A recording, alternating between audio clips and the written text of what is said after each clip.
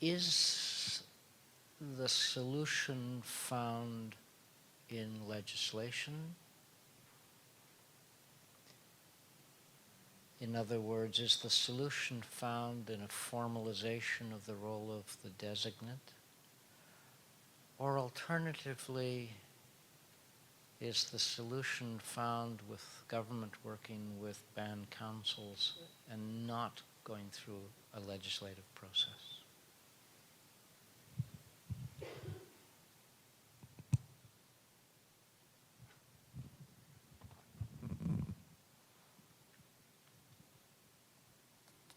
I didn't realize you were talking to me. But anyways, I think it goes back to respective nations about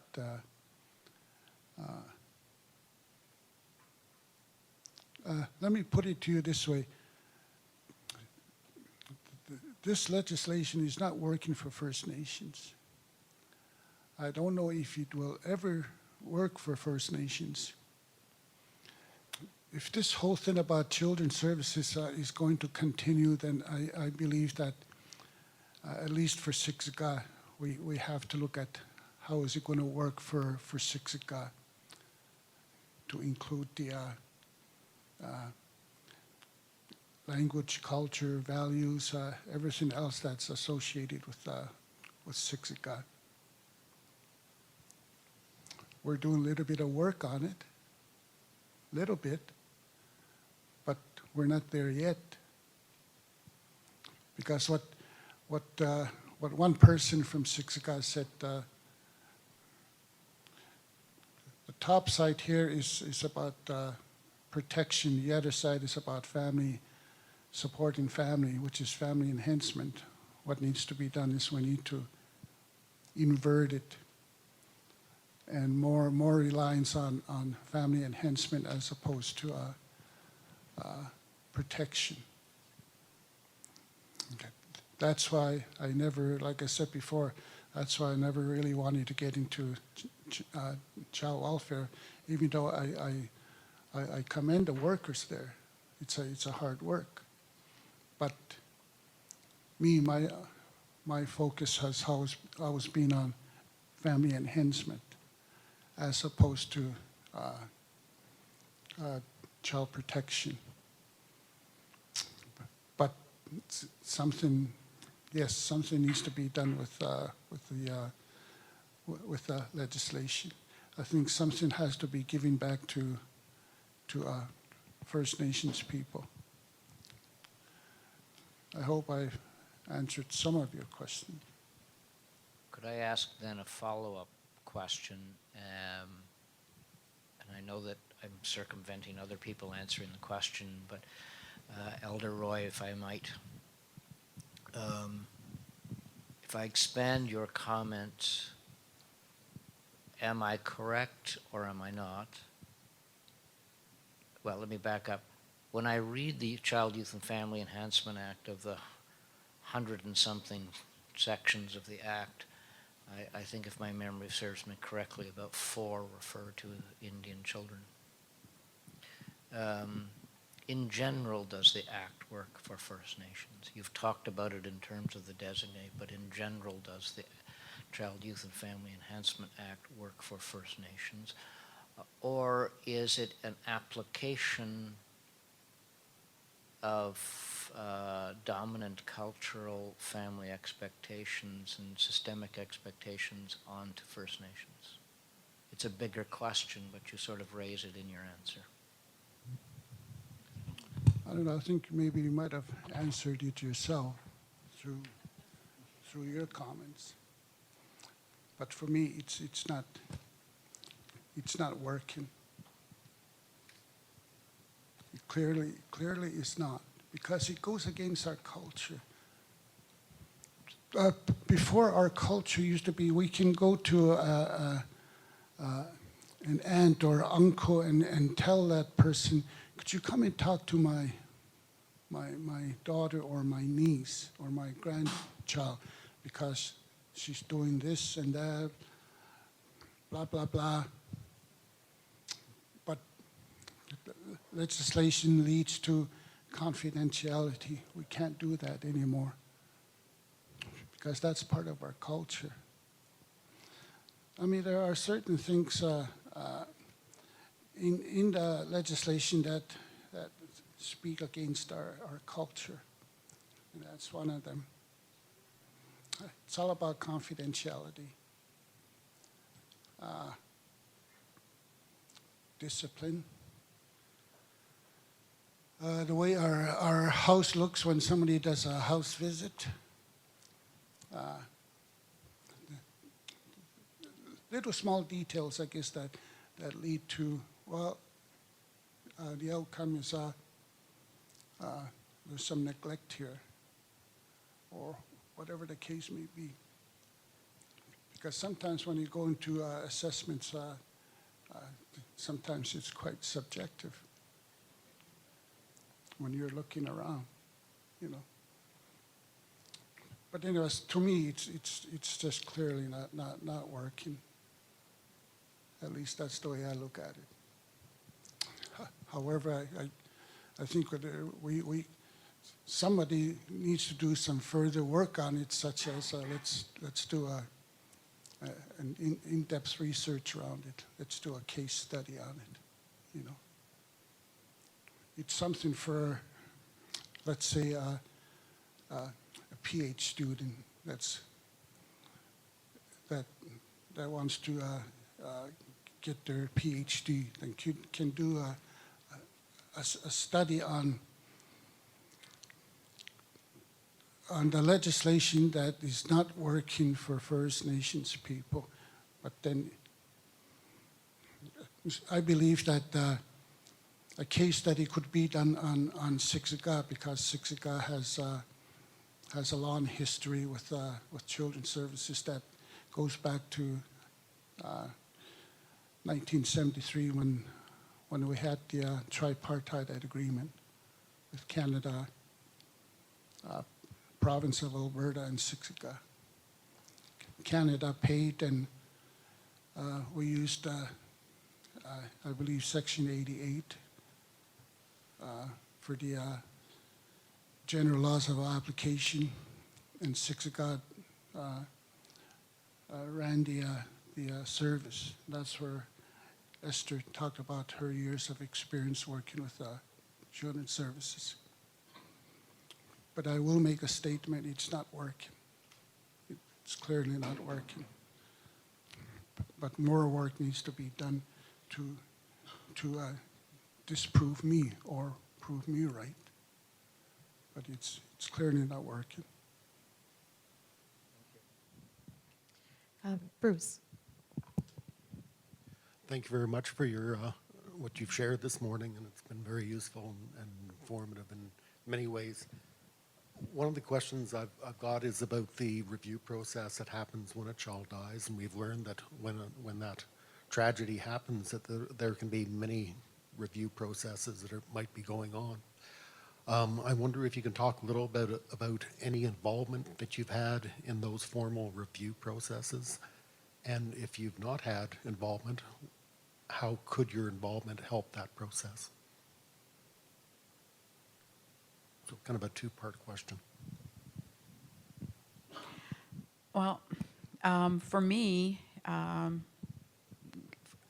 know something happened within my community, but as a band designate, I haven't really been involved with the review process that has been going on.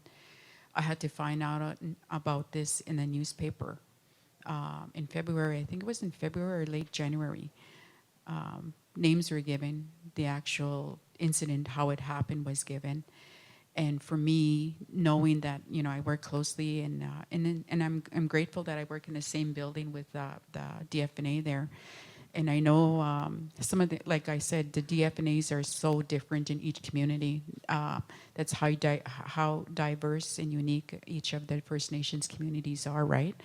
So, but with me in Sodena, I'm located within the DFNA. We work closely, hand in hand together.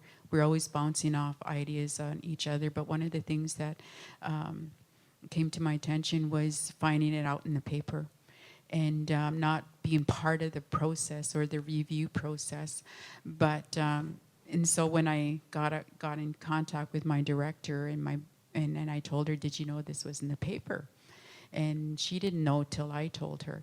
So the review process, something like this, you always have different challenges that come in your way. And I think we're trying to get a handle on it. And the director of the DFNA in Sodena is really good and trying to find out how this happened, where, systematically how it happened, and getting on the ball on it and making sure everybody is on the same page on for this child that's no longer with us, but more importantly for the SIBs. And so pray to God that nothing this ever happens like this again. And because of the outcome of this, that there is a better plan in place and a better process, better communication, and the resources for the healing in the community. And also making sure everybody is together for this one family, for the children, and for the child that has gone. It's a learning process for me. It is kind of hard sometimes. Shocking when you find out it's in the media and nobody was notified that all this information was going to be in the media when it's supposed to be all highly confidential.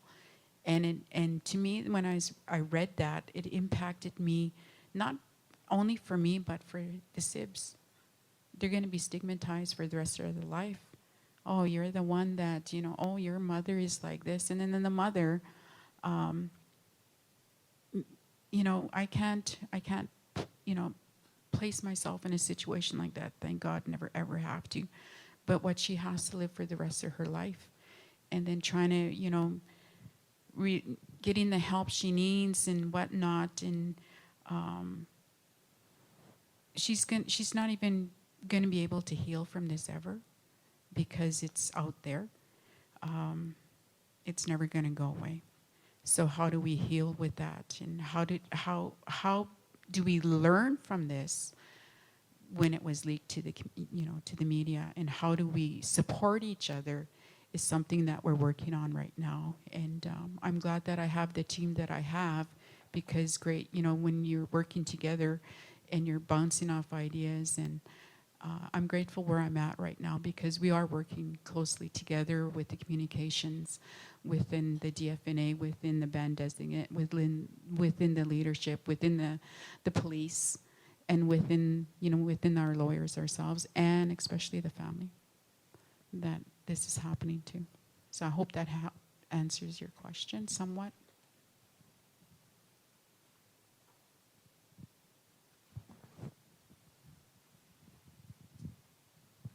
I just have something to add about the potential for the band designate to be involved in the process.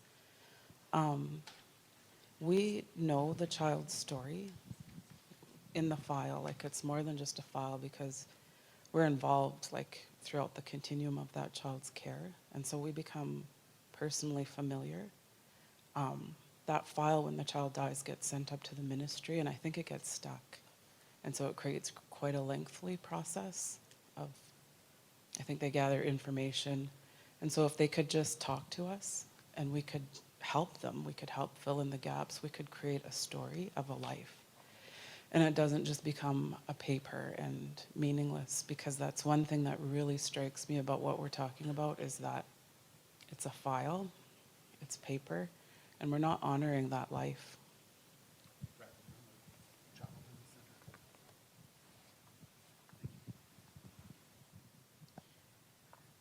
I think we've almost come to the end of our questions, and I think the panel is profoundly impacted by what we've heard, and everybody's really processing that. And I just wanted to say personally, I was quite touched by your story, Diane, about the thought as a grandmother of not having any contact with my grandchild who is dying. It's just, it's painful for me to even hear that. So clearly this is something we really need to look at as how we can maybe make this better. And I think just sort of as a general, I was thinking about some of the themes that we've heard. That's a big one, is that keeping the extended family and the grandparents in the loop, and making sure everybody's informed. And, you know, the notion of prevention rather than intervention is, I think, something we've heard loud and clear. And some of the communications things, and this is perhaps where the panel can consider, is there a way through legislation that we can help better communication between the DFNAs, the FSA, families, department, all of the different players in there. I know that's a fairly big one. And the confidentiality piece and the stigma around that. I appreciate you bringing that up because I think that's another thing we do have to consider, how we deal with that. So thank you very much. Really appreciate you all being here and sharing these very personal things. And I think we're going to take a 10-minute break now. And we'll reconvene at, what time have I got here? It's 10:26, so let's make it 22:11.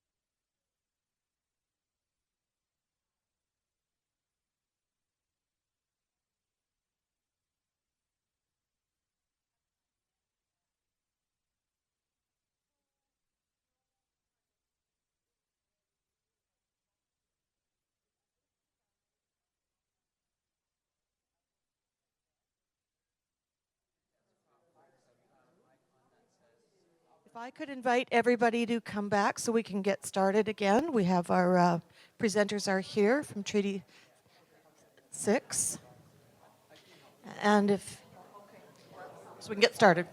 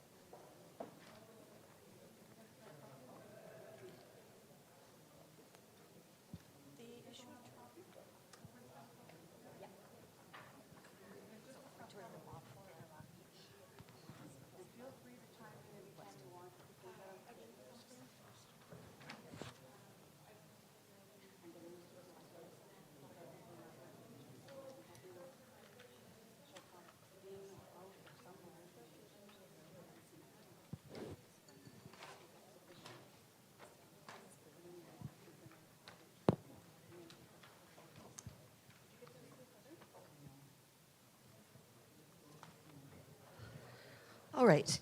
Welcome back, everyone. Really pleased to have with us representation from Treaty 6 to make some presentations to us. Just a little bit of background. Treaty 6 was first signed in 1876 at Fort Carlton in Saskatchewan. The treaty extends across the central regions of present-day Alberta and Saskatchewan. Edmonton is located on Treaty 6 territory. In Alberta, there are 17 First Nations in Treaty 6 territory, comprised of Cree, Dene, and Nakota Sioux language groups. And at this time, I would like to introduce our presenter, Loiselle Arcand, and her fellow colleagues from Treaty 6. But instead of me introducing, how about we'll just do a round and we'll introduce the panel and then each of you can say your names rather than me going through that. How does that sound, everybody? So I'm Debbie Jabour. I'm the chair. I'm MLA for Peace River, and I'm the chair of the panel. Hi, everybody, and welcome. I'm Cam Westhead of the MLA for Banff Cochrane. Hello, everybody. Welcome. I'm Bruce McLaurin from the University of Calgary. Good morning. Thank you for coming. My name is Nicole Goring. I'm the MLA for Edmonton Castle Downs. Good morning and hello to everybody. I'm Maria Fitzpatrick.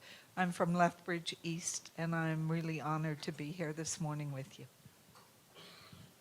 Good morning, and thank you all for spending some time with us today. I'm Peter Choate from Mount Royal University. Good morning. My name is Greg Clark. I'm the MLA in Calgary Elbow, and I'm very honored that you're here to speak with us, and I look forward to learning from you. Thank you. My name is Martha Latender. I'm the Alexis First Nations band designate. Good morning. My name is Judy Thompson. I'm the band designate for Whitefish Lake First Nations. Good morning. I'm Marilyn Littlechild. I'm the First Nation designate for Erminskin Cree Nation. Good morning. My name is Kathleen Gadwa. I serve as a band designate with one of my colleagues out for Kihiwan and Frog Lake First Nation. Good morning. I'm Annie Stanley of Frog Lake First Nation, also a band designate and an elder. Thank you. Good morning. I'm Wanda Stone. I'm band designate for Kihiwan Cree Nation. Good morning and welcome to our territory, Treaty 6. My name is Joanne Gladu and I'm band designate for Ochis First Nation. Good morning. My name is Lozelle Arcand and I'm the band designate for Alexander First Nation. Good morning. My name is Denise Steinhauer and I'm the band designate for Saddle Lake Cree Nation. Good morning. My name is Graham Such. I'm the MLA for Calgary Shaw. Good morning. My name is Patty Labucan Benson. I grew up on Treaty 6 territory in St. Paul, and I'm very, very glad that you're here today. Thank you. Good morning. I'm Heather Sweet, the MLA for Edmonton Manning. Good morning and welcome. David Swan from Calgary, Mountain View. Excellent. So I guess we're ready to begin. Lozelle, you're taking the lead on this, and what we'll do is maybe have everybody make their presentation, and then we'll have some time for questions afterwards from the panel. So go ahead. Okay. Thank you, Deborah. So as you see, you got to meet some of the designates from Treaty 6. This isn't all the designates present here today. There are 17 of us actually comprised from Treaty 6 here in Alberta. And the uniqueness of our group is that some of our designates belong to delegated First Nation agencies, and some of us are belong to non-delegated First Nation agencies. So we bring to the table a lot of wisdom, a lot of experience in terms of some of the work that we do in carrying out the role of the designate. We've come to learn over the years that since the implementation of the role of the designate, that the responsibilities certainly have grown and taken us on various journeys, I guess, in terms of advocating and providing support to our nations. At our last designate meeting, we had a conversation around the child death review, and we came up with some recommendations from the Treaty 6 First Nation designate group in regards to First Nations children death while in care. So I'm just going to read from our document that we presented here, and then we can have a discussion afterwards. And then I'd like to, after I'm done doing our recommendations and talking about the death review, then I'd like to speak a little bit to the role of the designate piece. So first up, when it comes to First Nation children when it comes to a First Nation child or a youth who is a member of a First Nation, and that upon death of a child while in care, that the nation should be notified immediately. We've heard from some of the ladies in our group that that's something that's not happening. So whenever a member child from one of our nation dies in care and we're not case managed, or it's not being case managed, then there should be notification to the band immediately. Upon the death of a child or a youth, the immediate and extended family shall be included in the planning of funeral arrangements, so to ensure certain cultural practices are adhered to pertaining to each First Nation. And this was something that we had a discussion around. As I said, each of us come from different backgrounds in our communities. We have Stoney, we have Soto, we're Denny, Cree, comprised of all of the different nations in Alberta. So each of us has a little bit of cultural differences in terms of how we practice certain ceremonial things. And so that's something that should be adhered to in terms of when a child or a youth dies in care. Where there is a need for an autopsy, consultation shall occur with the nation to which that child or youth is a member of. And consultation should occur with the immediate family. Again, right, this would be for cultural purposes. Some of us have certain beliefs. Where a child or a youth is in need of an organ transplant, consultation shall occur with that nation to which the child or youth is a member of, and the immediate family. Again, right, this takes us back to some of our cultural beliefs and our cultural practices in terms of organ donation, tissue transplant, things like that. With regard to organ donation, consultation shall occur again with that nation to which the child is a member of. And there's a recommendation from the group that no organs will be donated without the consent of the nation and immediate family. Again, right, that's just respect for the family, for the nation, and for our ways as First Nations people in line with some of our cultural practices. We also had a discussion around the need to be more proactive where our youth are concerned, involving them more in their culture and this will help them maintain a connection to their family and their community, and will help them maintain a positive identity. We have seen too many of our youth commit suicide because lack of identity. So therefore, if we're able to be a little bit more proactive right from the time when we are able to, like, even when they're small, right till they get into their teen years and start getting into their adolescent years, that we take a more proactive approach where our youth are concerned in terms of introducing them to their culture. We find that a lot of our youth are lost because they don't have an identity. They don't have no sense of belonging. They don't have no connection to a family, no connection to a community. So if we're able to take a more proactive approach in introducing our youth to some of that, we think that having that connection to their culture is going to give them more of a sense of identity, and we won't see so many youth trying to attempt suicide. We also had a discussion on where there is a need for an investigation to occur due to a suspicious death of a First Nation child. The nation and the immediate family should be notified and interviewed, as they may have information that can assist in the investigation. Most times the nations are not even aware such investigations are taking place. And we understand that there are certain procedures and protocols that need to be followed conducting an investigation. We wouldn't want to interfere with that. We just want to merely possibly provide information that could assist with the investigation.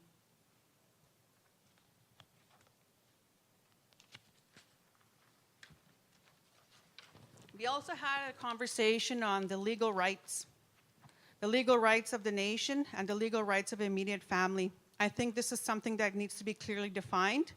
We are aware in cases that where the child is a permanent ward of the government becomes the guardian. The nation and the immediate family did not, and we had a discussion and said that at no point in time did the nation or the family ever relinquish any of their rights to give up caring for our children and their well-being. So I think, having a discussion on clearly outlines what are the legal rights.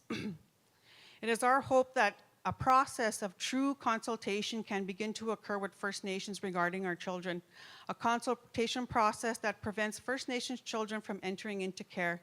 This type of consultation can only occur once acknowledgement has been made that we enter into these relationships on equal grounds, that we enter into these relationships that no one is better than the other, and that the work that we're doing and that the work that we're putting forward here is done in partnership and in the best interest of our children.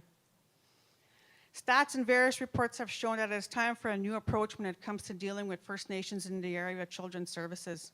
We will continue to remain hopeful that such a day will be upon us and look forward to a renewed approach for the delivery of child welfare in First Nations communities.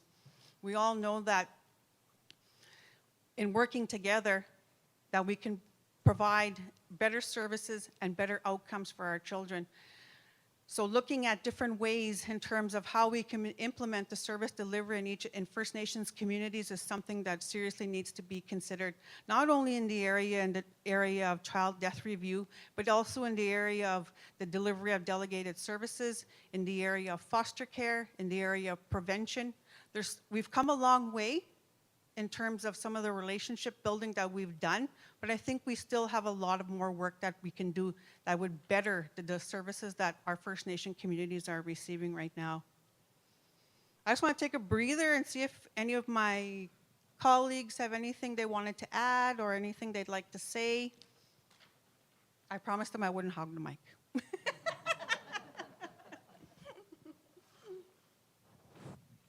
Ladies?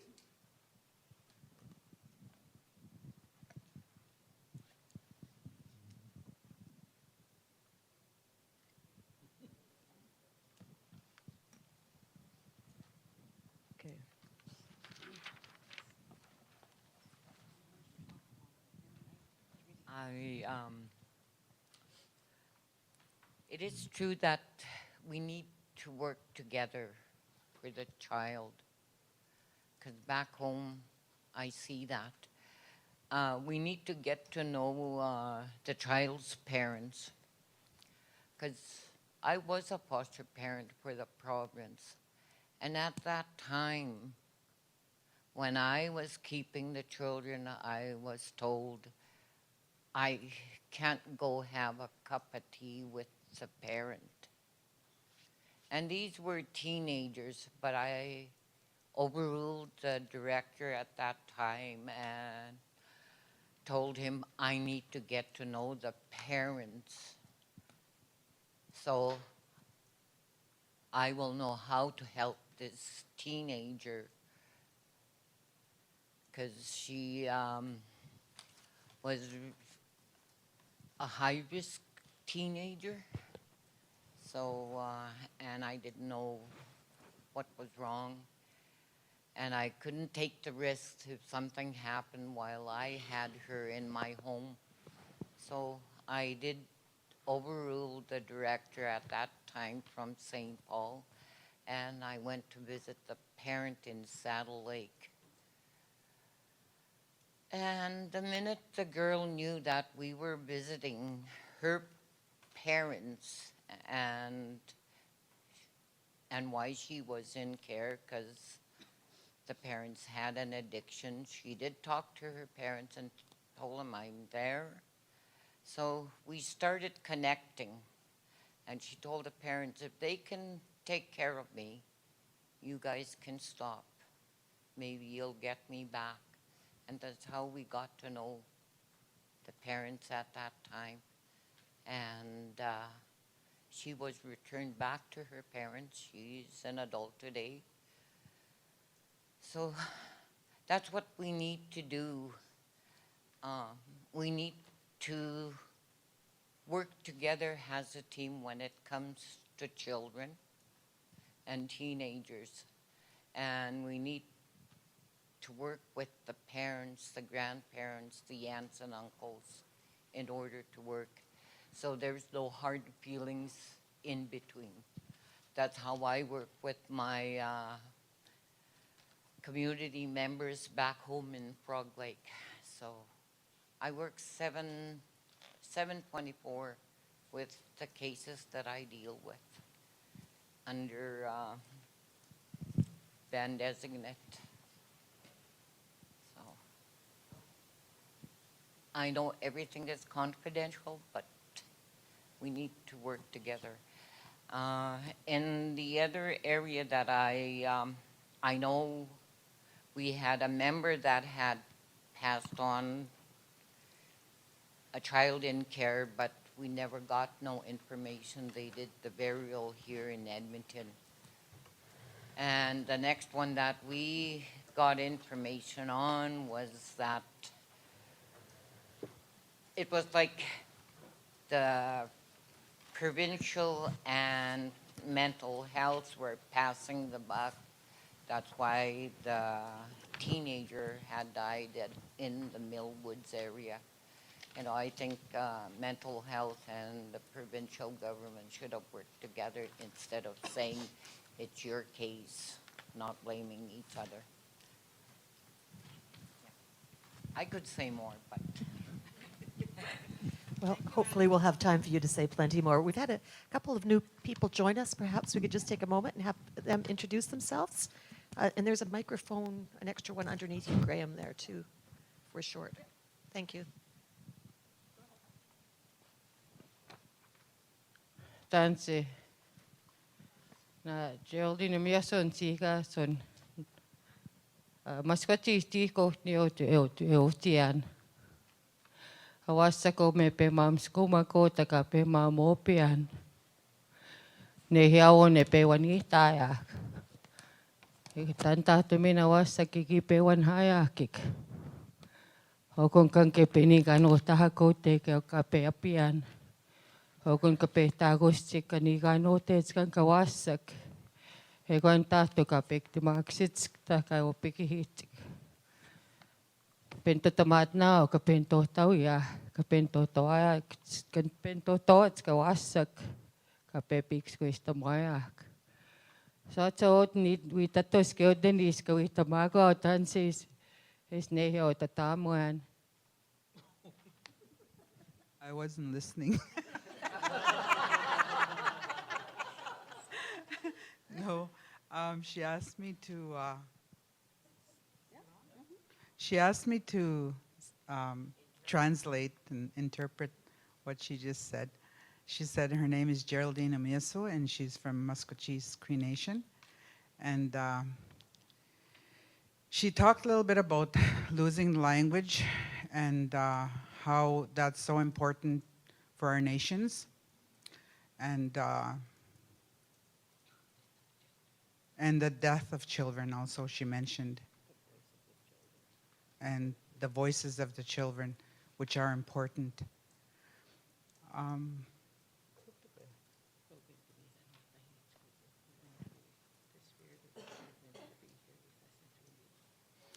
And she mentioned how it is important for the spirit of our children to be here as we mention them and talk about them.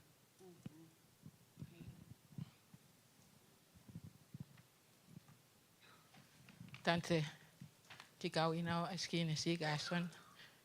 In Crete, Mother Earth, my English name is Donna Twins Hardy, and I'm from Kispatna, and I work for Camp Kispatna, Opikihawa, so that's for the Louisville and Montana tribe where I'm from. And sorry, I'm nervous. Anyway, we need equal funding, and lots more I can say, but I'm sure these ladies already said it all. Exe, hi. Hello, is this on? Good morning. Sorry I'm late. I had trouble parking. Couldn't find a spot, and I walked quite a way to get here. My name is Lorna Rabbit. I'm from Paul Band. I'm the band designate there. A little over a year now.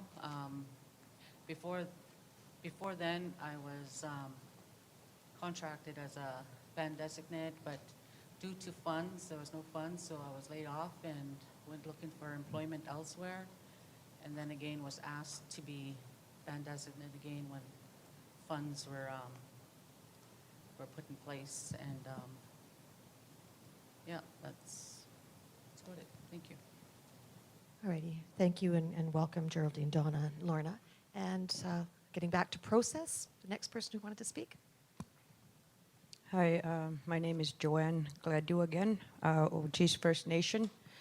One of the things I wanted to kind of go back on Lozel's presentation is talking about the inherent rights of our children and our communities and we as First Nations.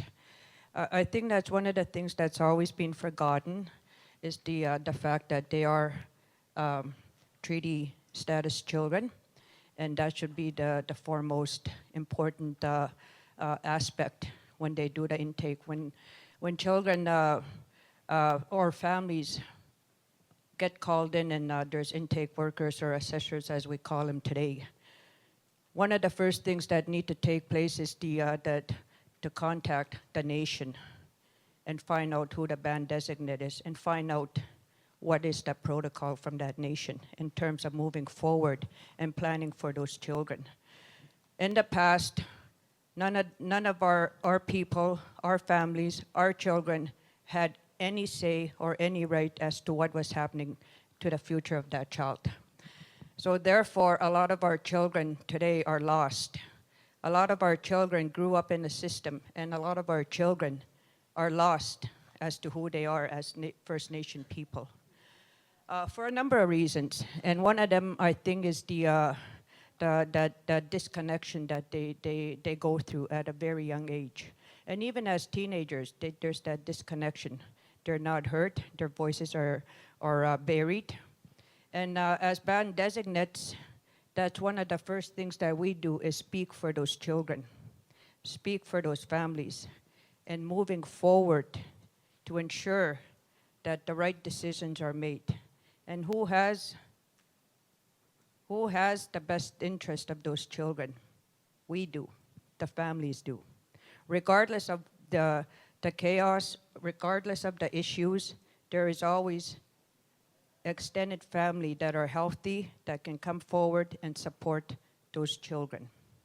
And hopefully support the family members, the parents that need that support. So when I talk about inherent right, those are the rights of that child. Any other nation, any other race, any other nationality you go through and you deal with first with the child welfare system, their cultural background is looked at. Their religion background is taken into consideration. What about our First Nations? That hasn't been the case. So I guess today that's what we're talking about is we need to have that voice and we need to be heard. When we talk about First Nation children coming into care, that's what we're talking about, is their right to be recognized as First Nations. That doesn't come only in terms of the status, but it also comes in terms of placement, the foster parenting that happens out there. I think a lot of the placements that are, if our children are placed in non-native homes, the cultural component, who they are as First Nations, their belief system, their religion is not recognized and it's not even taken into play. And that's where you have that disconnection, is from that get-go right there, because you don't believe that there is that they follow a religion. That's why we talked about the recommendation in children that die in care, the death. There's a lot of cultural protocol that takes place, and it depends on the child if there's an illness, if they're mentally incapable of taking those. Cultural protocol takes place, and we as a nation and as First Nation designates have that voice to be heard, to work together as partners and making sure that their needs are met, the family's needs are met, the community's needs are met in terms of moving forward for that child's future. So when I talk about inherent right, that's what I'm talking about. The treaty that was signed with the Crown, that supersedes everything else out here that we follow under the provincial laws.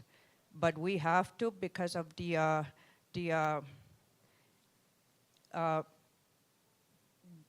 where First Nations were not involved in terms of the transfer acts that were created, the transfer agreements that were created between the federal and the provinces. So First Nations individuals, First Nations right across Canada had no say as to what was going to happen to their future, to the future of their nations. So with that, I would like to just continue on and say that we work, and I always advocate to work as a partner with all CFS agencies, delegated agencies, because if that child is coming into care in a different region that's our nation, we need to be a part of that process. And when we talk about our families taking a part in the planning of that child, things would be a lot easier for the families, and I think the children too would have that connection, maintain that connection to the First Nations. So with me, that's what I do. I advocate for those families. I advocate for those children. And a lot of times I step on toes, yes I do. But that's fine, because I'm doing what I think is the best thing to do, and that's be that voice for those children that cannot speak for themselves, and the families as well. So, and moving forward to when we're the recommendation that we're talking about, the death of a First Nation child in care, it is true that even though the province is the guardian when it comes to permanent guardianship or even temporary, because they are the guardians. Legally, they are the guardians under the provincial law. But under our inherent rights, under our laws, under our natural laws, we are the guardians. And that's why I said working as partners is a lot better than deciding who's going to have the last say as to what happens to that child. It's very important to respect and honor the cultural protocol for that nation child. Because at the end of the day, it is the family that are dealing with that. The guardian, the legal guardian under the CFS system, their guardianship is terminated at the death of that child. But that guardianship, under natural law, will always be with the immediate family and the nation. Therefore, it's very important that the supervisors, the case managers understand and respect the rights of that child, and also to honor that and to make sure that the nation is a part of that process, is a part of the planning. In the past year, I've dealt with a few children that died in care.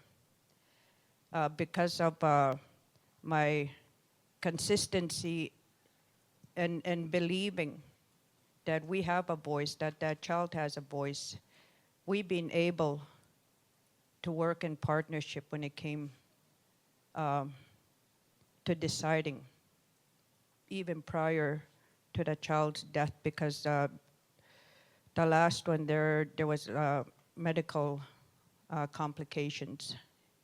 And the unforeseen happened,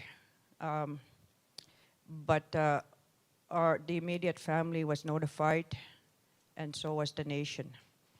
And nobody made any decisions. It was the immediate family that made all the decisions regarding that child. And that's how it should be. And it was that respect. But like I said, not everybody has that ability to work in partnership with somebody that's a legal guardian through the province.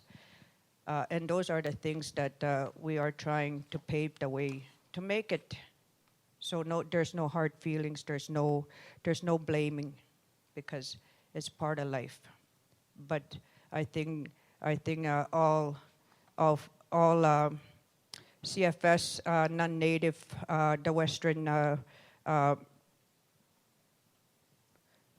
viewpoint needs to change.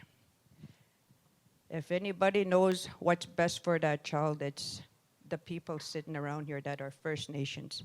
They know, because they know their communities, they know the families, and they know the culture and their connection to that culture. And that's a lot stronger, and that's a lot more easier to work with than a foreign way of doing things. Thank you. Thank you, Joanne. And I guess that just goes to reiterate what we've been saying in terms of developing those partnerships, working, under some type of a working arrangement that respects our views as First Nations people. We talk a lot about getting back to like the grassroots of parenting, which would enable our children to have that connection to their community, to their family, and give them that sense of belonging that they need. And we're going to get that way by having that mutual understanding and that mutual respect for one another. Joanne talked about natural laws, and developing those partnerships and having band involvement. And for me, in the role that I've been carrying out as a designate over the years, it's always been like it's never been an equal partnership. It's always like somebody needs to take ownership when it shouldn't be. We should be in this together for what is in the best interest of our children. We know in Alexander that we do not have delegated authority. I know that. I know who holds the authority at the end of the day. But that's not what it should be about. It should be about how can we best serve these children and these families that we work with? How can we best meet their needs? And we can do that by having an understanding, being open to learning about, our ways as First Nations people and having that respect for our ways as First Nations people. We have some of our children who are placed in non-Aboriginal homes. We've had the argument because they don't want to allow our children to participate in cultural events or attend sibling visits or have them have contact with immediate or extended family because they come back and they're so distraught. Well, yeah, because they haven't seen their family in how long? Any child's going to feel that way, a little bit overwhelmed because they haven't seen their family in so long. So when we talk about some of this prevention work and we talk about maintaining those connections and developing those partnerships, that's the kind of stuff we're talking about. That's the kind of stuff that some, changes need to be made. For sure, we've talked about having our own legislation as First Nations people, even having our own foster care association as First Nations people so our parents can join, so our people can qualify under our terms, under our customs, under our requirements in each of our communities. So, like I said earlier, I think we've done some good work, but I think we still have a little ways to go in terms of how the delivery of delegated services are delivered in First Nations communities. I want to talk a little bit about the role of the designate in terms of some of the, because it kind of ties into a little bit in terms of with the review of a death of a child in care. All of my colleagues here, a lot of them have started off in this role and some of them have been new to the role, but the majority of us sitting here today have been carrying out the role of the designate since the designate role was introduced. Now, as one of my colleagues said that when this role was introduced, there was no funding tied to this position, and there was no real role as to what the responsibilities of the designate were. We kind of learned as we went along, and it's certainly taken on a lot of different forms in terms of what the responsibilities have been. We've become advocates, we've become support workers, we've become court aid workers, we've become counselors, we've become a whole lot of things when wearing the role, when wearing the hat of the designate. And so over the years, this group has been meeting in terms of trying to justify why the designate role is needed in each of our communities. Well, I think you got to hear a little bit of why the role of the designate is needed in each of our communities. It's not just to say, oh, yep, we consulted with Paul Ban. Or it's not just to say, oh, yeah, we consulted with Saddle Lake. But it's to have that meaningful involvement, have that meaningful consultation where our voices feel like we're being heard. Because so often, they go unheard. So often, we feel like what we're saying isn't being heard. And so the role of the designate has also been to advocate, like Joanne's saying, she stepped on toes. So be it. But as long as we're out there, we're advocating on behalf of our nations, we're making sure we're being heard. But again, that's a position I think that seriously needs to be looked at because there is no funding identified for this position. But we do the work because we know the importance, we know the value of the role, and we know that it's needed in each of our nations. Otherwise, if we didn't have this role in each of our nations, there'd be no consultation process. We'd know nothing about our children and where they are, or have nobody to consult with. There needs to be some teaching in terms of the importance of the designate role in each of our nations. A lot of the CFS staff are unsure on what the role is and how to consultate with a band designate. So there needs to be some clarification around that in terms of what our role is and how to consult with us. It's not after the fact. So many of us sitting here have been consulted after the fact. Well, that doesn't do the child any good. That doesn't do the role of the designate any good. But if we can enter into this relationship on equal ground, like I said earlier, I think we can get a lot more done in terms of prevention. Even if it's, and we talk about the death of a child in care. If we develop those partnerships, we give that child a sense of belonging, we help, introduce some of those cultural pieces like we talked about, that's going to go a long, long way with our children. And we've seen it, because we talk a lot about grassroots parenting. We talk a lot about our natural laws, like how we were raised a long time ago by our cookums and our mushrooms and our grandparents. And we knew who the authoritarians were when we were growing up. And we had respect for that process. So when we talk about loss of language, we talk about loss of culture, those are the things that our children are missing. Those are the things that they're not being able to grow up with every day and learning those natural laws every day, like the way we did. So when you grow up and then you have that connection to it, you know what it's about. And you have a good understanding, and it gives you that sense of belonging. So those are the important things when we talk about we want to change things, we want to look at doing things differently when it comes to our children in care. Along with the role of the designate, I think a lot of my colleagues here sometimes find it overwhelming. I know my colleague Denise has a lot of kids that she visits, and there's only one of her, along with all my other colleagues. They're seeing a lot of our kids in care. Sometimes there needs to be 2 Denises just to be able to meet the needs of her children in her community, right? So again, that's something else that needs to be looked at. And hopefully, one day, we'll get funding for this position to be able to really, truly, enhance some of the good work that we're already doing. Ladies? I'll speak English. Okay,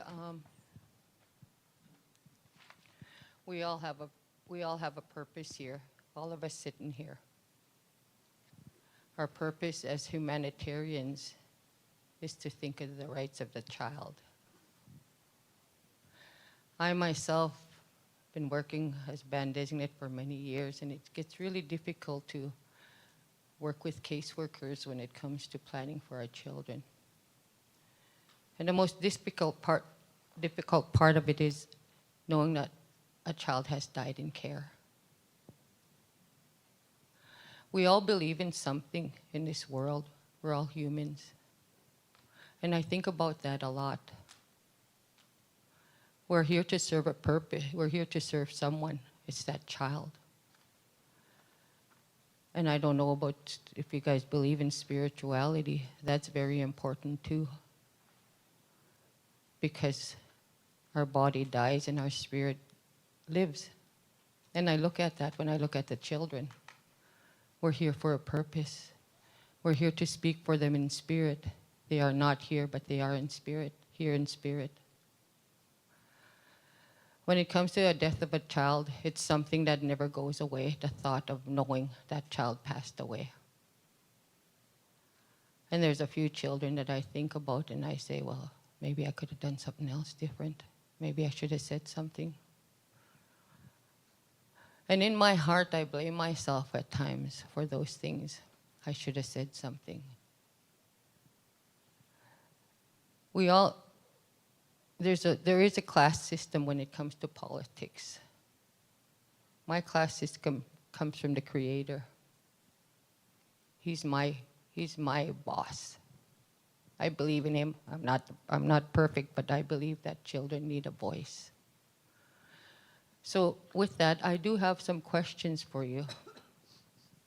I'm putting the shoe on the other foot. I'm going to ask you some questions. When it comes to the death of a child, and this is coming from, what has been your experience with families who are having previous child welfare intervention services as they go through the child death review process? How do you see the process impacting families and communities? Because sometimes, the families are left after the funerals. Nobody's there to help them through the grieving process. And then I often wonder, how are those families feeling? They lost their baby. So that's my question to you guys. What has been your experience when it comes to families? How do you guys go about it day by day? You guys have the power. I'm just a voice. And that's something, I really want for our children in care, to come back to our people. For that ceremonial piece, even to come back home to when they lose a loved one. Because some of them come home only to find out that their parents passed on. It's the same for the child and the parents too. It's sad to see the child, knowing, the child lost a parent, and we can't say anything. Because we don't want to create that, trauma, hurt that child's feelings. Those are the things that, I think about. And from your perspective, what are the community supports that are available, needed for families receiving child intervention services during their traumatic time in their lives? And that's what I just got through mentioning. What type of services do they offer? It's kind of like, okay, but when it comes to First Nations, that death is a very significant part of our people. We grieve, we go through a process, there's ceremony. And it's a 4-year ceremony too after the death of the person. We do it different ways, Paul Band does it different. Our nation does it different. We have our ceremonies. Those are the things that need to be done for these children too when it comes to their parents or their sibling dying in care. And what insight or observations can you offer for reducing trauma and improving the experience of families, service providers, and community going through a child death review process?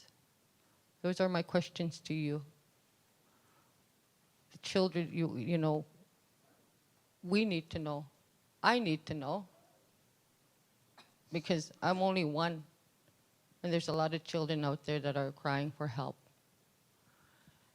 And culture is very important, the language.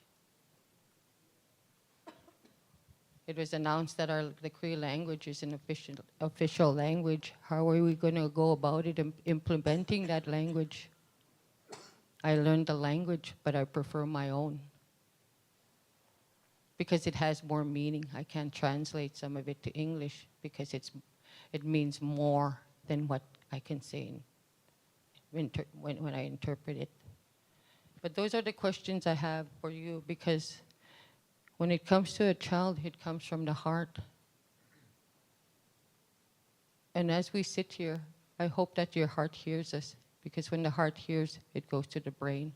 That's all I have to say. Okay, mine is going to be different.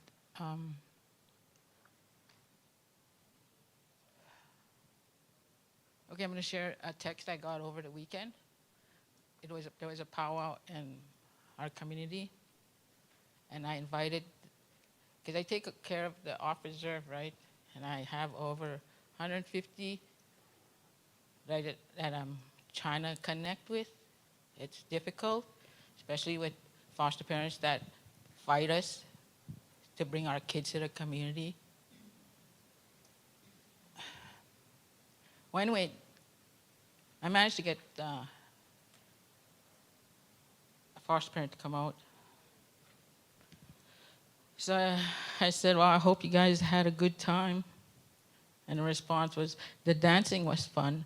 The girls want to try next time. Steve wasn't impressed with the reserve. He thought it looked pretty rough and scary. We could use someone to kind of show us around next time. That's his first time on a reserve. How can you judge the reserve like that, just going to a powwow? That's how a lot of the non-native foster parents do to us.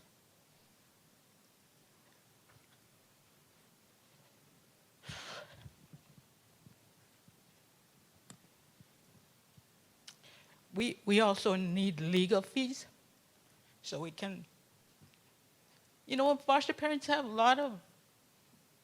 they have more authority than the CFS caseworkers.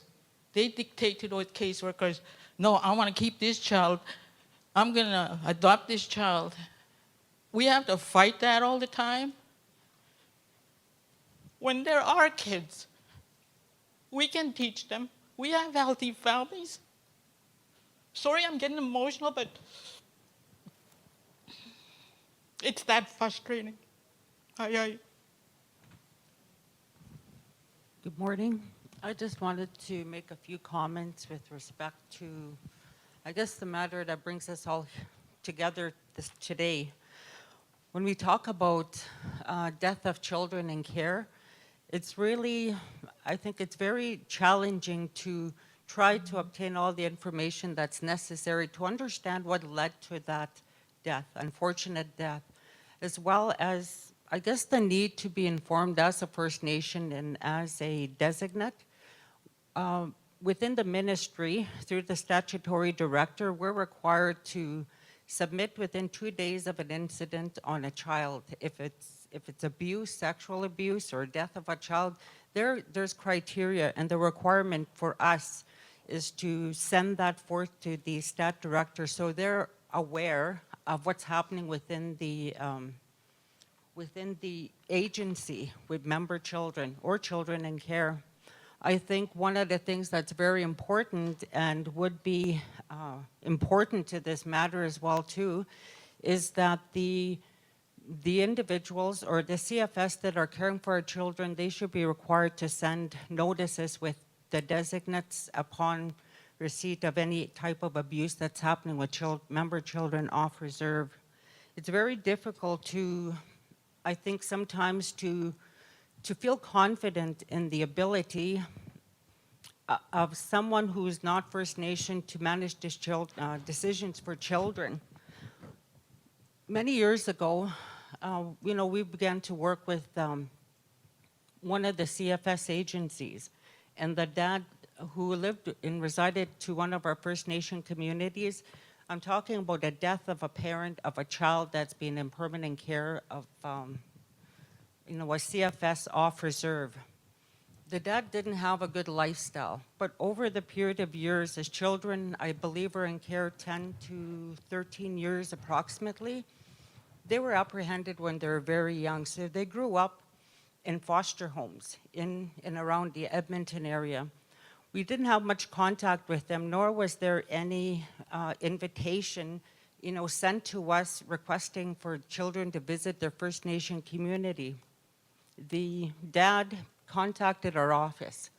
We began to work with him, and he wanted to get to know his children. He's missed many Christmases, many birthdays. He never seen his children for a period of 13 years.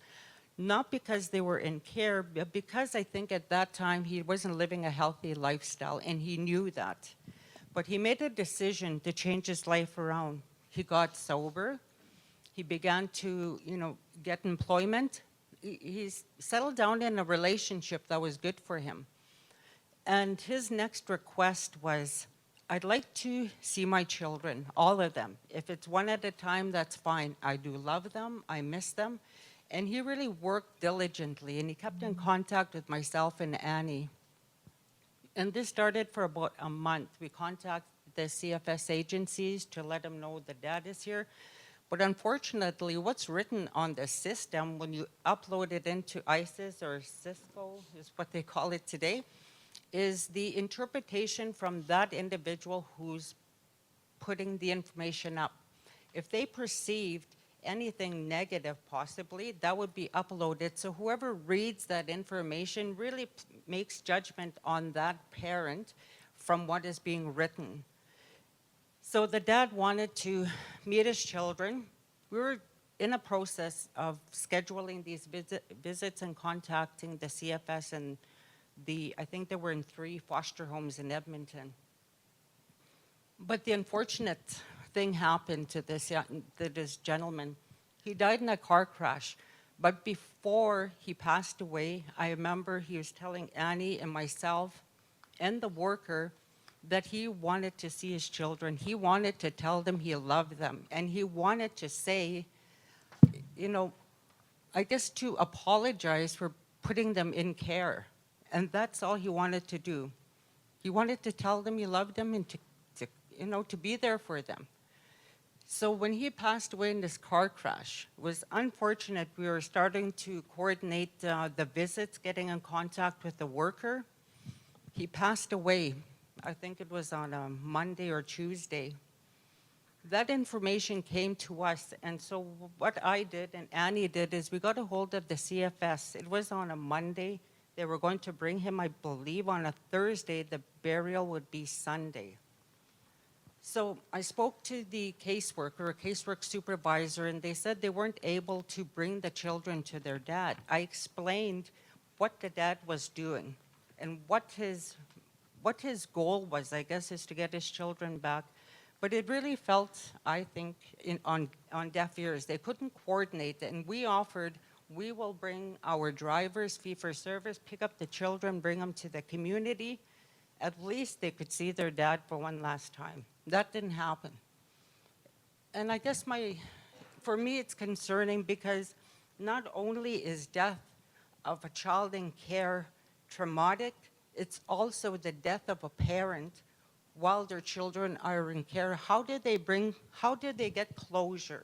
How do they know their parents really love them? How did they know these things? Because there's so many barriers that communication barriers that are set before the parent, because there's already a preconceived judgment within the system that says they were apprehended because there was domestic violence. Now, I don't agree with domestic violence. I don't agree with alcohol or drugs and that to be prevalent in the child's environment. But I do believe, we do have that right to convey this message to workers, our counterparts, the CFS, to really understand what it is that we're dealing with and the challenges that we face. Our roles as designate extends beyond 2 or 3 hours a day. It is 24 hours. The calls come in Friday night, Saturday night, Monday night, and we are on call to address those. And we're not looking for compensation, in this. We are looking to be seen and heard as a contributor to decisions that are impacting children in care. When children are apprehended off reserve within the Edmonton area, we've sent out the names of the designate, contact information in hope, and the goal is to know where our children are going and hopefully to make some recommendation for placements.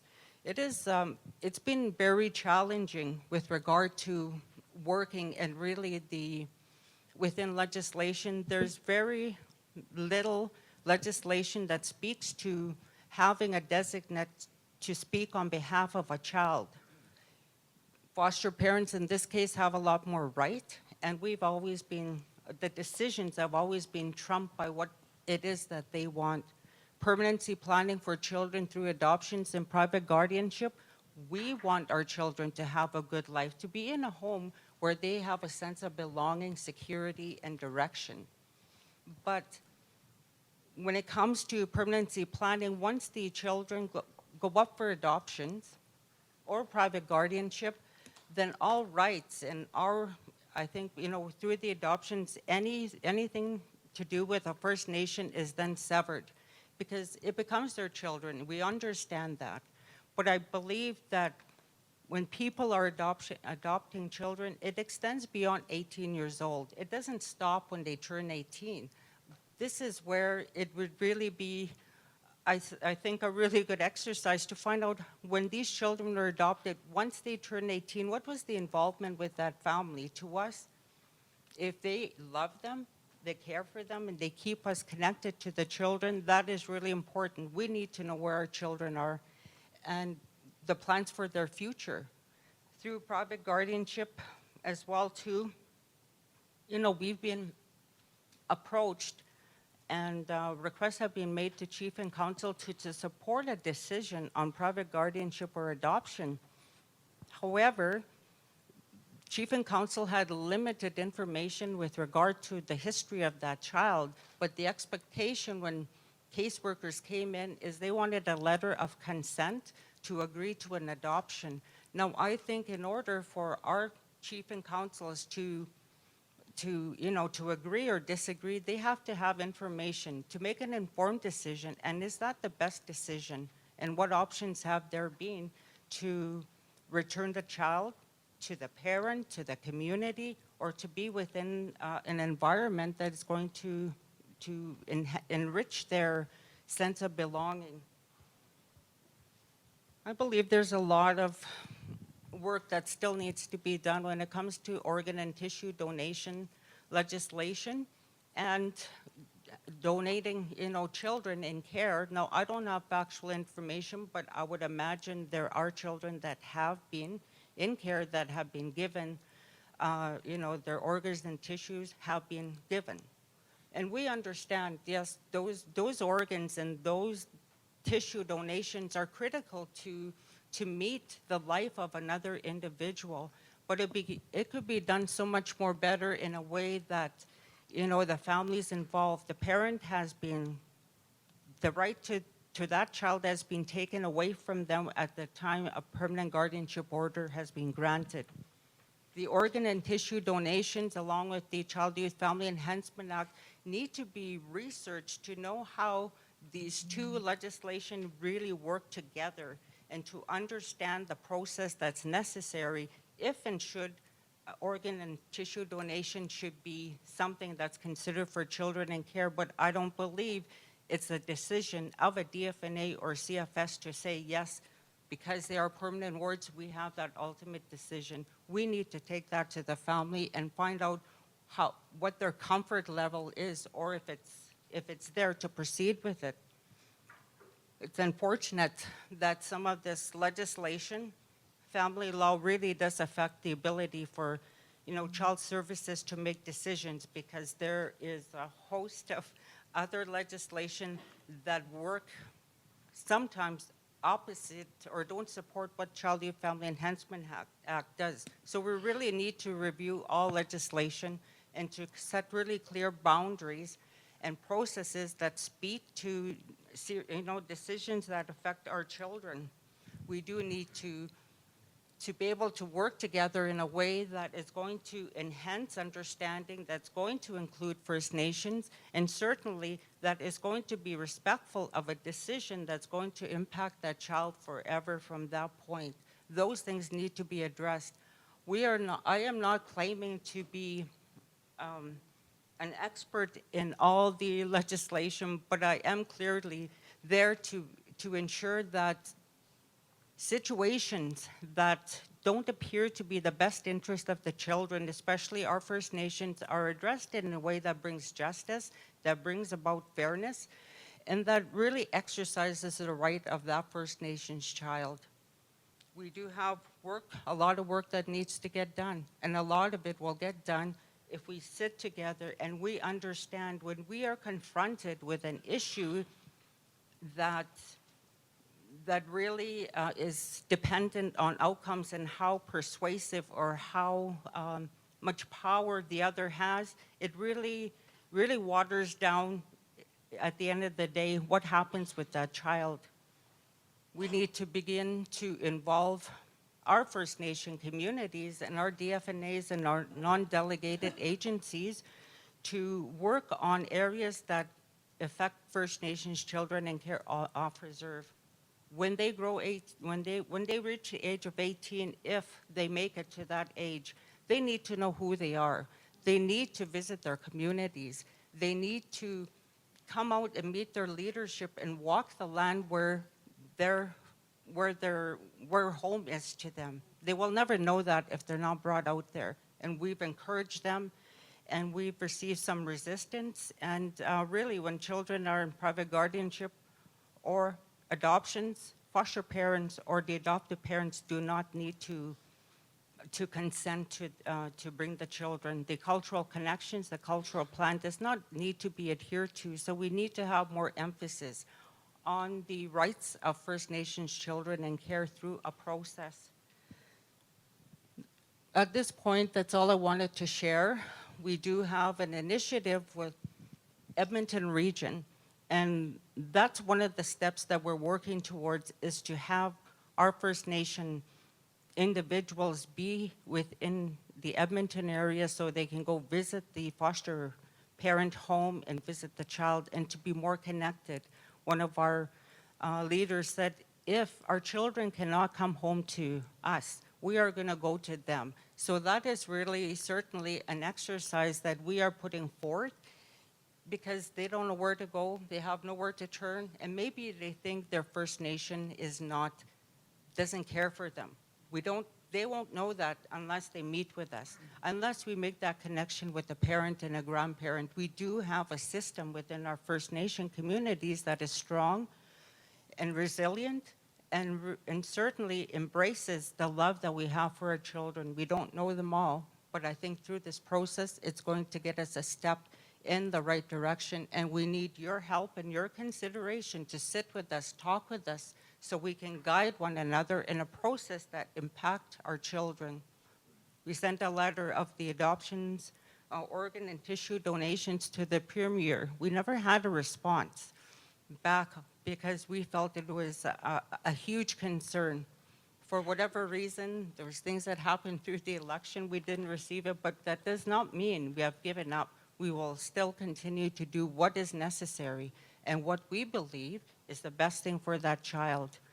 And we have to look at legislation and really change legislation in the area of the band designate and more voice of the First Nations in a way that it provides support to our children in care. I believe we know what it takes to help a CFS make decisions and care for those children, because at the end of the day, we care for them.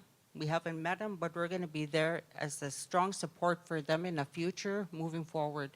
That's all I wanted to say. Hi. Thank you.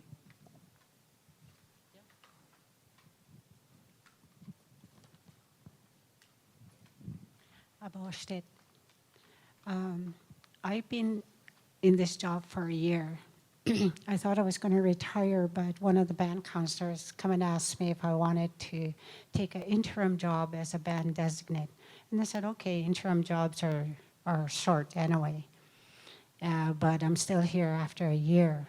And in that year, I've seen a lot of things that are happening to our families, things that all these ladies talk about. And you wouldn't believe, maybe some of it you believe it, some you don't. But I know that the 60 scoop is still out there. I had to educate myself what they meant by 60 scoop. And I know the residential schools is another factor in the breakdown of our families and our communities.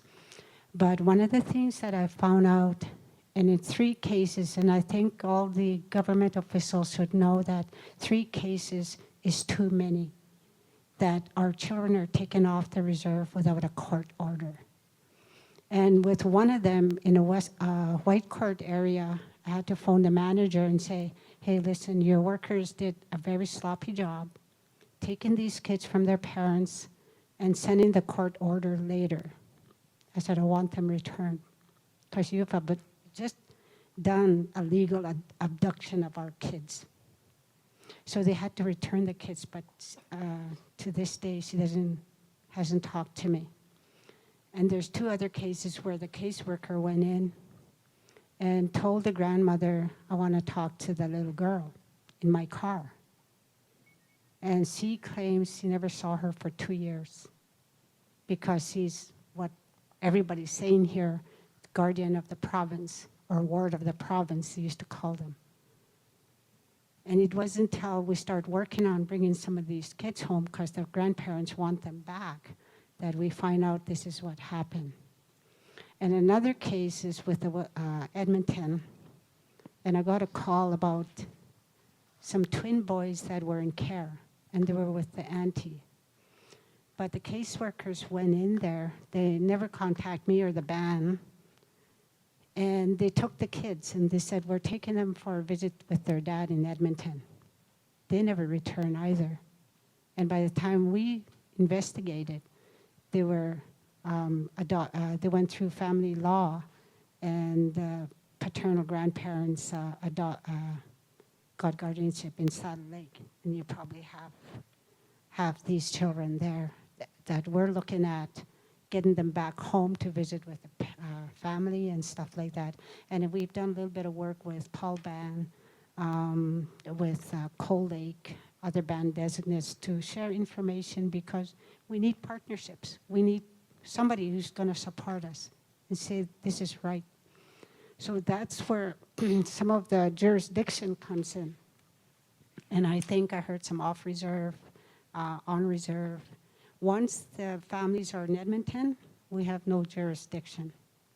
So we have a CFS office on the Alexis First Nation. And they have no jurisdiction, and I have to always ask, I want you to check up on this child because they were apprehended. And if they're in Edmonton, they have to get a hold of Edmonton offices. And of course, no jurisdiction, right? But I think someone said here, we don't need to have boundaries because these are our children. We don't need to have boundaries to what was given to us. And I think a lot of people have talked about the spiritual aspect of having children. This morning I went out, it was a beautiful morning. How many of you said, Wakataka Abba Tahawashte Yakubit? The Great Spirit, you've given us such a great day in which all our children should be happy. And now today we're going to talk about our children. Because look at all these ladies sitting here. They're probably all grandmothers. Their children are like my children, and my children, grandchildren are like their children. That's why we call them our children. That's a traditional way. When we have adoption, and when we were talking about adoption of kids, some of the families wanted to adopt their own grandchildren. And you know what? We have to adopt them from the guardians. And who's the guardian? The caseworkers. And we have to adopt from them. So I presented to them, I said, you know, Native people say the Creator gave us gifts. And one of those gifts are the children, because they're the ones that are going to continue on our legacy. Those children were given to us, but someone took them. And now we have to adopt them back, and it's a long process. In our traditional ways, we adopt people. We adopt, you know, I got adopted in Morley. And you know why they adopted me? I was an adult already. They asked me who my parents were. And we all know that's how we identify which family you're from. I said, I don't have family. My mom and dad, my grandparents are gone. They journeyed back home. And so they said, "Da Unishiganet, you're very poor." They didn't measure me by how much money I had or anything, but how much relatives I had. And they said, "We'll be your parents." So they adopted me in Morley. We didn't have a long process, but we can. We can have a ceremony. That's how our adoptions work, traditional adoptions. That's why we talk about kinship. That's why we talk extended family. Those are very important in our children's lives. That's why we have siblings. I have siblings. If anything were to happen to me, I can see my siblings stepping in and helping me raise my grandkids, because I'm raising my grandkids right now. And no one told me that it was my responsibility. I knew it was my responsibility. Nobody can take them away and say, okay, you're irresponsible. Because in my heart, and I heard it here, there's love there. Sometimes we're driven by grief. When I lost my son and he left 2 boys behind, I was driven by grief right here. Couldn't think all that much over here. Because now I had to live life without my son, but I also had to raise the boys. And no one said, no, I'll give you this money to raise them. I have to continue working. I can't retire till they're both 18. So those were things that we run into, the jurisdiction, the adoptions, the practices. We have traditional adoptions.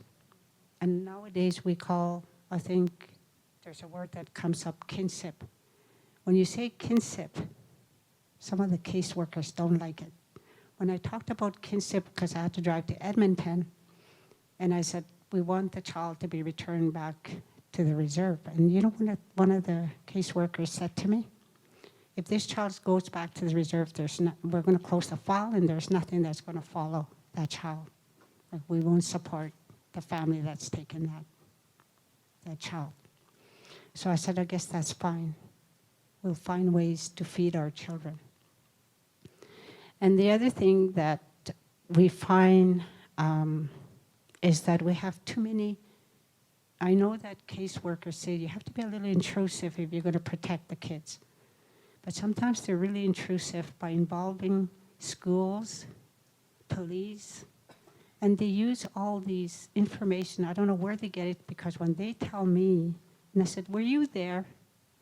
You said this person was drunk. Were you there drinking with him so that you know? Why do you tell me all the negative stuff? Because I know these people, and I translate for them as well when they don't understand some of the things that are being told in the parenting orders and stuff. I translate, this is what they're saying to you. This is what this paper is saying to you. So, and the other thing that I found, the information collected, like just what I said, is not, there's not a whole lot there, because some of the court orders don't even have the moms' names on them. And it's the moms that come to me, and then when we do our little investigation and call everybody, that we found out the court only has the father's name, because that's where they're supporting, right? They're not looking at the whole picture like we are. We like to see who's the best, not only the father, not only the mother, but we have to find that healthy person themselves that's out there. And so we do a lot of advocacy, because, of course, families are not going to be hurt, because sometimes some of them, I have one family, a grandfather that wants to take care of his grandkids, and his way of presenting himself is a little rough, because he has to use English. So when the translation goes back and forth, I usually tell him, because he gets a little upset because of the way English is interpreted in our language. So I have to come in with my language and say, you know, have to smooth out the misunderstandings and get him to understand that we're going to try to move to what he wants as well. So I become a translator, interpreter with my own people. And the other thing that I was listening to the Guane from Hobima talking about spirituality. Everything is a ceremony. We don't have to do it like where we set up a lot of stuff, but it's a ceremony. Like I said this morning, when the sun comes up, where are our kids? Well, my grandkids, I send them to school, but where's everybody else's kids?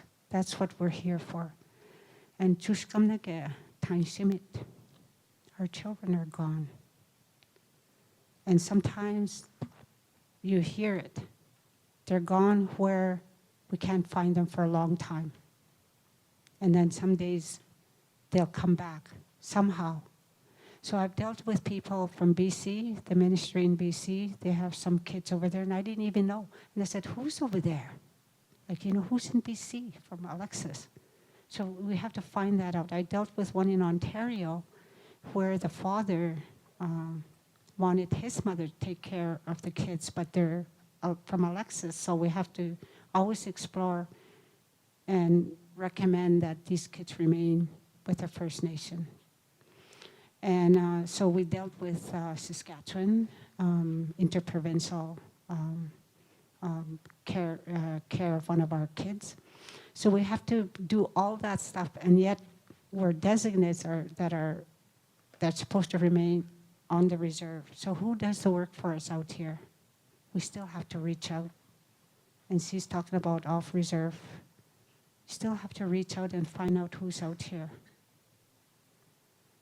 Over the weekend, and she read something from her, I had calls all weekend text all weekend because one of our families, of course, the crisis unit has to step in, right?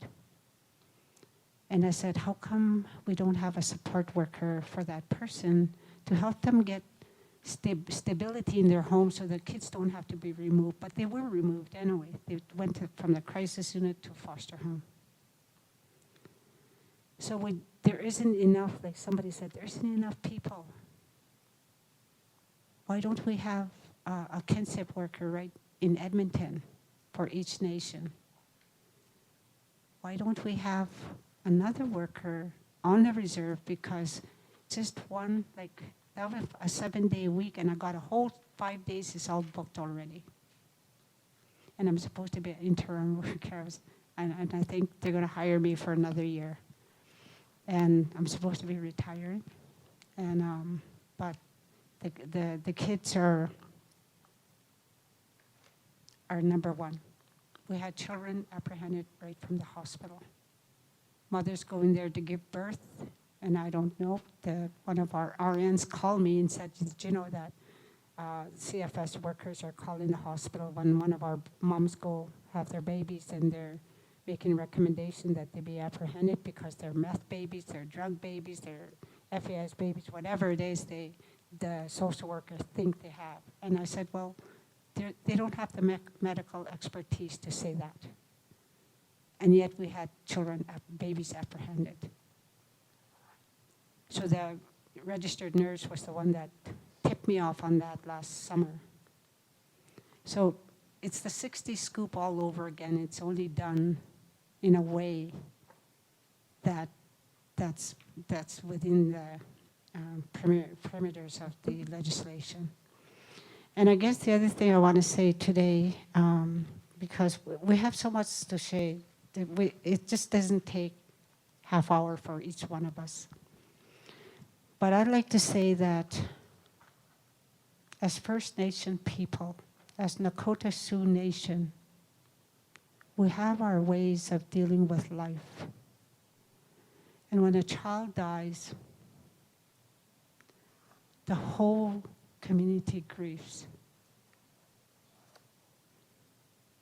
When 2 of our mothers lost their babies in a hospital, and I was trying to keep the caseworkers away from there because I knew they were going to apprehend them, we lost those babies.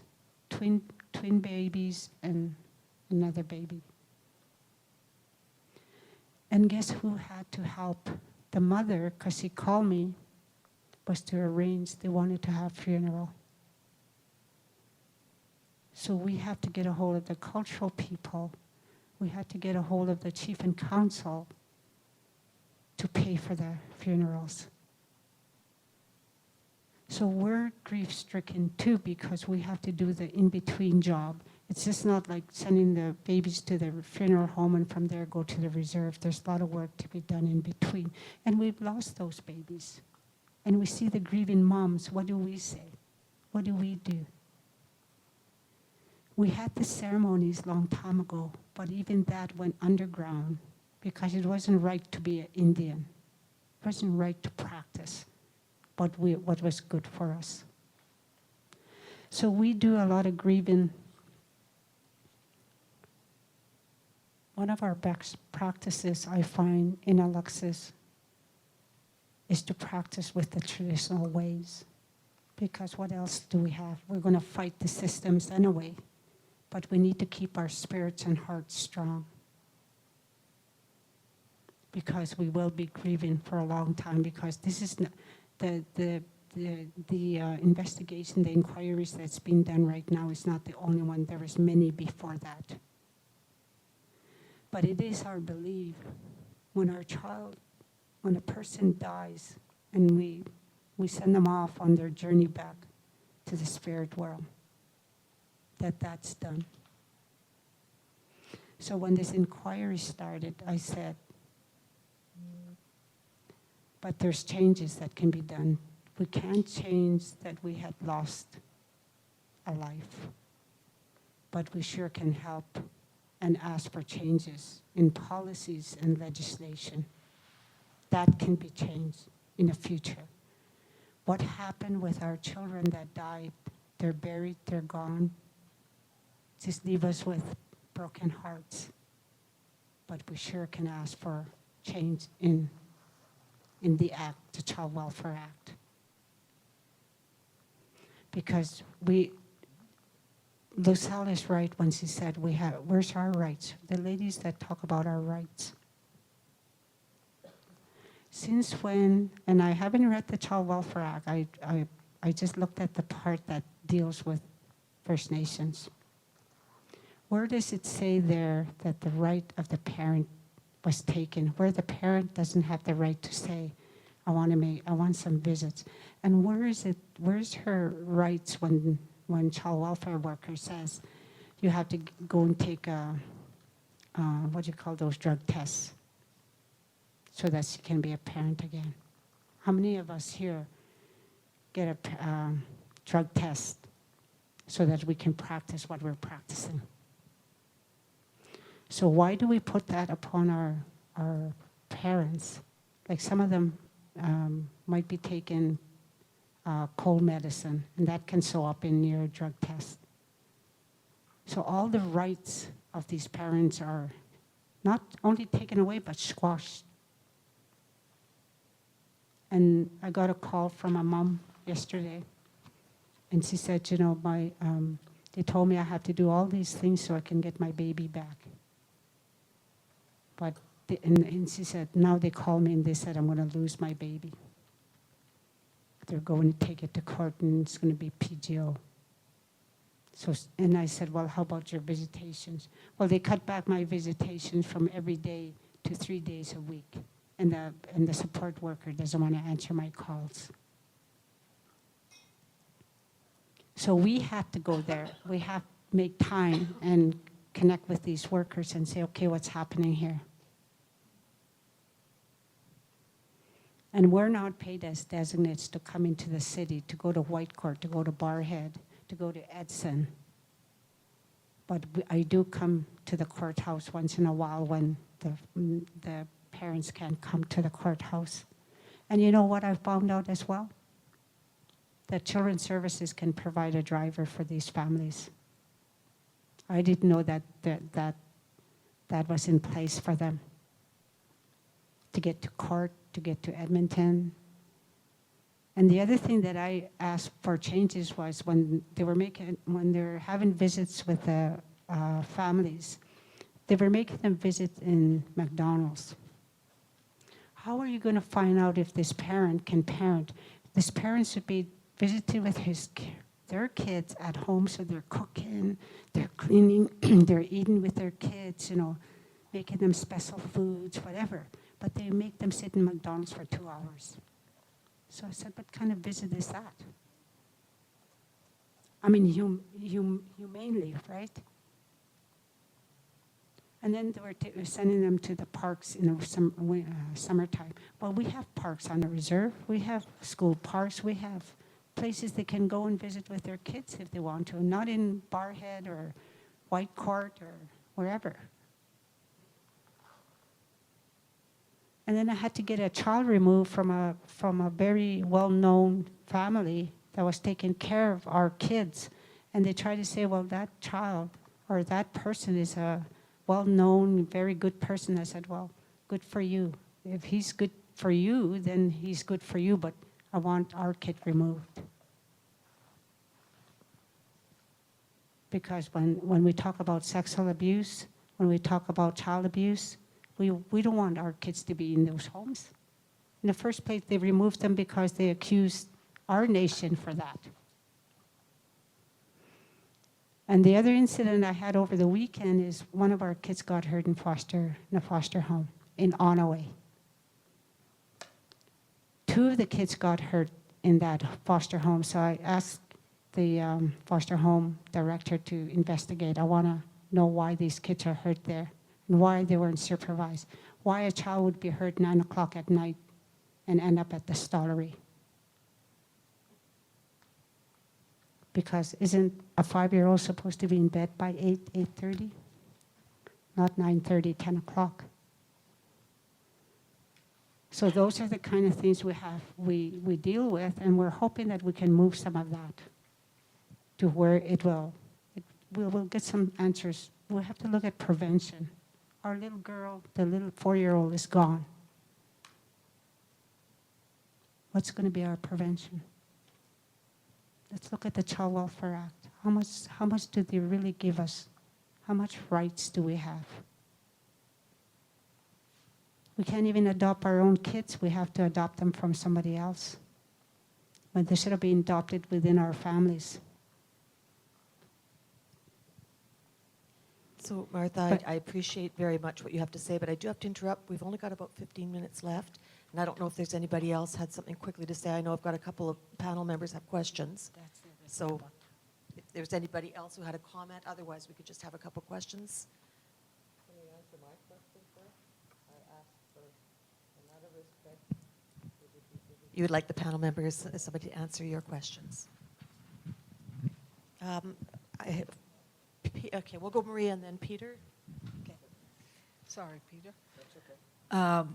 I'll answer one of your questions. The question about the suggestions to reduce trauma.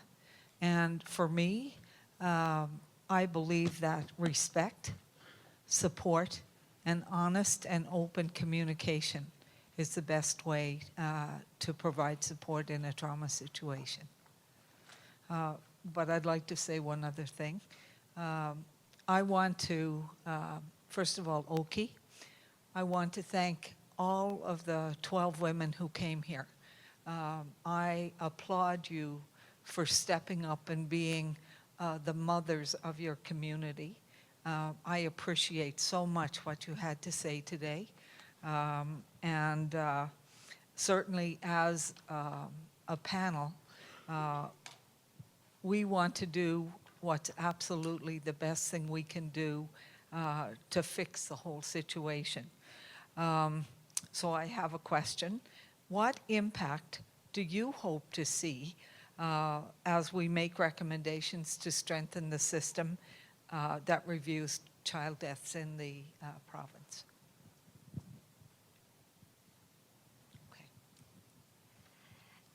And before a response to that, I just wanted to add to your request for responses. As I was hearing your questions, I couldn't help but think these are exactly the kinds of things we as a panel are looking at and struggling with. So I'm not sure that we really have answers yet, but those are exactly the questions that we're looking at and saying we know we have to find a better way to do this and respond to that. So I appreciate you reinforcing that for us. And once we've reached some tangible conclusions, we'll have another dialogue and hopefully, we'll be a little closer to finding a solution. Did anyone want to comment on Maria's question? I will. I think, just to answer that, I think what we're looking for is we're looking for some respect. We're looking for some respect as First Nations. We're looking for some respect for our chiefs and our councils, for our grandparents, for our children and our families that we work with. We're looking for some acknowledgement to understand that we have ways as First Nations people. We're looking for some understanding, some open-mindedness in terms of how we can work together in developing a partnership that's going to work in our communities. I think that's what we're looking for. I mean, we come together and we have, I know when we were asked to come and sit at this meeting, and to be quite frank and to be quite honest, a lot of us have been down this road before and saying, what are the issues? What are the problems? We know what they are, but still we come and we sit and we talk about what the issues are, we talk about what the problems are, but they go undealt with. So our hope is that as a result of these panels, as a result of these conversations, that we're finally going to be heard, that we are able to sit together and identify those needs in our communities and bring those resources that we need to each of our communities to help our families and our children, whether it's to prevent children from dying in care, whether it's to look at what kind of supports we can give them, grieving, anything else that we can do to help maintain our families to be able to stay together. And by looking and doing those things, we need to look at policies. We need to look at legislation. Peter? I'd just sorry. like to add on to Luzelle's. One of the impacts, you're asking what the impacts are. One of the impacts is that financial burden that the family has to deal with, and the nation. Um, I can't speak for the rest of Treaty 6 First Nations, but I can speak on behalf of Ochis. We support our families, whether they're in care or not.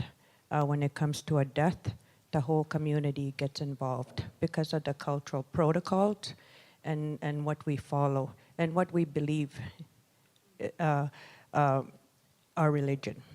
I'll say our religion because if I say cultural, it doesn't, that the connection is not made to non-natives. And I'm being very honest with that. But if I say religion, then you make that connection. You understand what I'm talking about. So when a child is in care, who covers those funeral costs? Does the province step up, or do they close the file right on the day of death, so there's no financial obligations from the province at time of death? Those are the things that I would like to have answered because I don't know. One of those things for my nation, we don't talk about those things because the important thing is supporting that family, supporting the community when it comes to making arrangements to make sure that the protocols are followed when it comes to the burials and the deaths of our nation members. So that's the last thing on our mind is the financial piece, or trying to argue who's going to pay for what. That there's time enough for that later on. So that's an impact. And also the other impact is the lack of respect to the First Nation immediate family, and the lack of respect to the nation when it comes to informing. I think the band designate plays a very strong and important role when it comes to informing the community of a death of a child in care. Thank you. Go ahead, Bruce. Peter, sir. Hello. So I've heard you speak about the hope at some point that the legislation would be more reflective of culture. As I said to Treaty 7 this morning, I think there's about 6 sections of the legislation that speak to Native children, and that's about it. But you began to wander into, I think, an area that is remarkably crucial. Before the courts in Edmonton and Calgary, I don't know about elsewhere in the province, but in Edmonton and Calgary are currently applications under the Family Law Act for the adoption of children by foster parents when kinship is available. Under the structure of that the children have been in the care of the foster parents for an extended period of time while permanent guardianship was established, and that attachment has now taken place between the foster parent and the children, and thus they have become the parent of preference in front of the court and under the Family Law Act.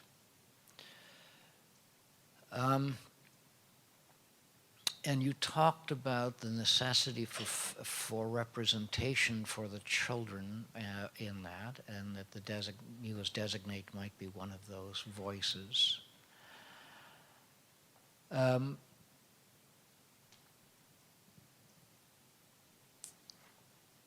Is the system which was supposed to consider kinship care under signs of safety, is the system doing that? Is the system contemplating the on-reserve, in-nation option?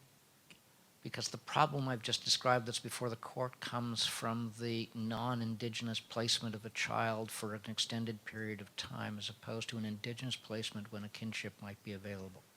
What's going wrong there?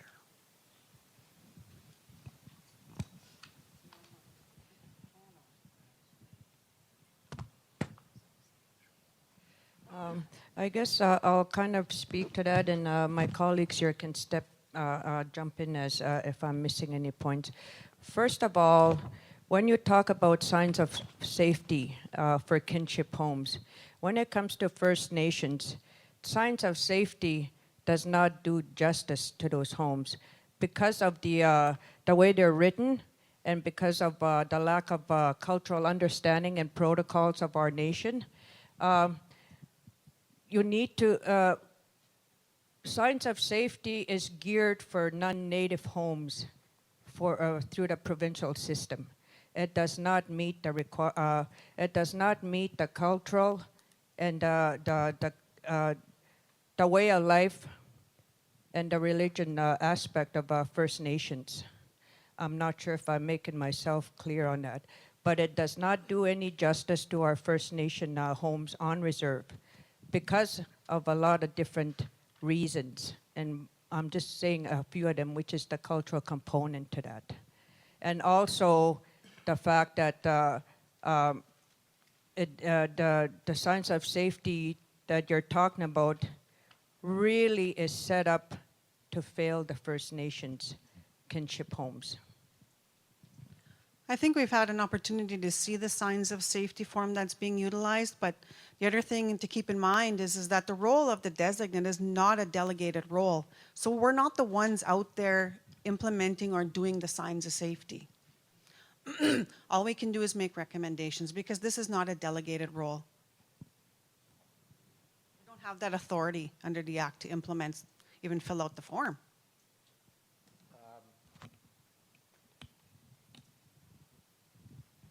But I guess what I'm asking is you as the designate in a position of voice for the child on the reserve are able to tell us whether or not the steps necessary to avoid the legal situation I described are occurring, and we're told that SOS is a mechanism for doing that. There's two, correct me if I'm wrong, I'm not the legal person here, but there's two different laws here when you talk about family law. Family law through the private sector, totally different interpretation to kinship.